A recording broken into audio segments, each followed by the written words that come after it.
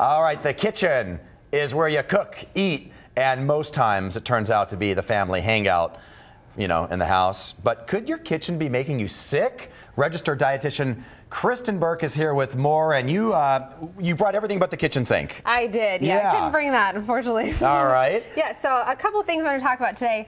76 million Americans get a foodborne illness every year. So we know the common ones like washing our hands before we eat, but these are a few less common ones that maybe we kind of oftentimes overlook. Okay. So the first one we have here is our kitchen sponge. When participants in a study actually swapped various household items, the kitchen sponge came out to be the most, I don't want to say germiest, have the most germs. So 150 times more mold, bacteria, and yeast than a toothbrush holder. Ooh. So when are you supposed to sub them out? So every 2 weeks you want to swap out your kitchen sponge. Also, you can sanitize it every day.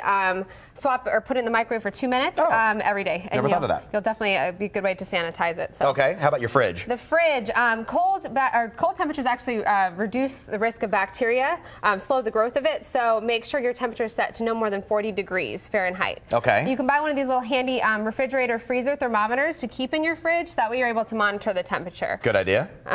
Oh yeah, cutting boards. I bet. Yeah, I could see that being a problem. Cutting boards are a big one here. So the best or the most important tip with this is cross-contamination. So when you're cooking raw food, meat, fish, poultry, you never want to make sure, or you don't want to use the same cutting board that you do for your cooked items. Okay. Or your produce. So make sure to always have separate cutting boards. Also, just a separate tip with that is your plastic cutting board is going to be a better option with the raw foods versus the wood one, because the wood one's porous, so it allows the bacteria to seep in. Oh. So you make sure always use the plastic one for your raw foods. For the raw foods. All right, and then you have some eggs there. Yes, uncooked eggs is a big one. So if you're one that likes to lick the bowl of cookie dough, I am guilty of this, I have to say. Or if maybe you like your eggs on the runny side, you're not alone, but of course, by doing so, we're increasing our risk of foodborne illness, especially salmonella. Okay. So you do want to make sure you can buy the pasteurized in the shell eggs where they're actually heat treated, which kills the bacteria, the harmful bacteria. So they're able to eat, you can eat them raw or partially cooked. Okay, yeah, good advice. Okay, and then recalled items, that's kind of common sense, but... Common sense, but actually 60% of people are only the ones to look through our house to find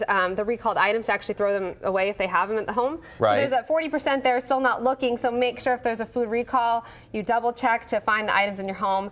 www.recalls.gov is a great resource that gives you up-to-date information on food recalls. Okay. So make sure you check your house to see if you have those items. And then the bottled water here? I was thirsty. Oh, that's okay. I didn't know if that was one of the things. I actually put Kristen up to that. Thank you so much. We appreciate it. Really good advice.